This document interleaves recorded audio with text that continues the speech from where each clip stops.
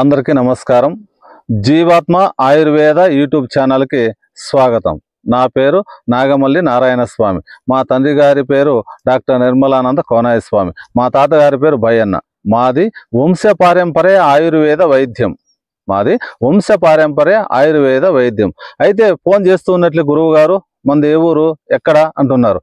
సత్యసాయి జిల్లా కదిరి దగ్గర నల్ల చెరువు, ఆంధ్రప్రదేశ్. అయితే ఈరోజు నేను మీ ముందుకు ఎందుకు వచ్చాను, చలికాలము మొదలవుతూ ఉన్నట్లే, మంచు కురవడం మొదలవుతూ ఉన్నట్లే చూడండి, జ్వరాలు వస్తూ ఉన్నాయి.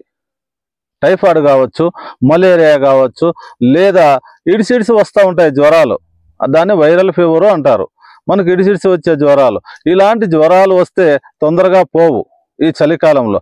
దానికి మనము డాక్టర్ల దగ్గరికి తిరిగి మన జోబీలు ఖాళీ అవుతాయి, కానీ మన దేహంలో ఉండే జ్వరం మాత్రం వదలదు.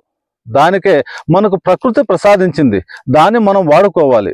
దానికి ప్రకృతి ప్రసాదించినది ఏమిటి, జ్వరానికి కావలసినది ఏమిటి అంటే చూడండి, దానికి విష్ణుక్రాంత ఈ మూలిక. ఎందుకంటే ఇక్కడ మేము అడవి తిరుగుతూ ఉంటే మనకు కనపడింది బాగా మూలిక. చూడండి, పూలు ఇలా ఉంటాయి, దాంట్లో సన్న కాయలు చూడండి ఇలా సన్నగా వస్తాయి. ఇవి సన్న కాయలు, ఇవి కాయలు. ఇది విష్ణుక్రాంత అంటారు. ఇది పెద్దగా పెరగదండి, మామూలుగా ఇంతే పెరుగుతుంది చెట్టు. ఇంతకంటే మహా అయితే ఒక 2 ఇంచులు పెరగచ్చు. దీన్ని మనం ఏం చేయాలి, ఇది సమూలం తీసుకోండి దొరికితే, లేదా పైన ఇలా వచ్చినా పర్వాలేదు, ఏర్లతో వచ్చినా పర్వాలేదు. ఇలా చూడండి, ఇలా ఏర్లతో రాలేదనుకోండి, ఇక్కడ వరకే తీసుకోండి పర్వాలేదు. తీసుకొని ఒక 20 గ్రాములు తీసుకోండి. ఇది ఒక పూటకి మనకు ఒక రోజుకి 20 గ్రాములు సరిపోతుంది.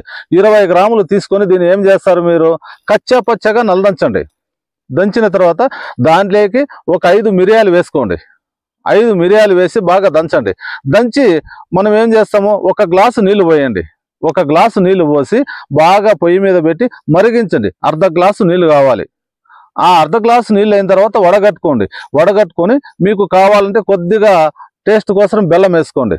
కొద్దిగా బెల్లం వేసుకొని బాగా దాన్ని తిరగొట్టుకునేసి గోరువెచ్చగా ఉన్నట్లే ఉదయం పరగడుపున, రాత్రి భోజనం అయ్యి పడుకునేటప్పుడు ఇలా తీసుకుంటూ వచ్చారనుకోండి, ఆ నీళ్ళని మీరు, ఆ కషాయాన్ని ఉదయం సాయంత్రం 5 రోజులు తీసుకోండి. మీకు ఎటువంటి జ్వరాలైనా కూడా నయమైపోతాయి.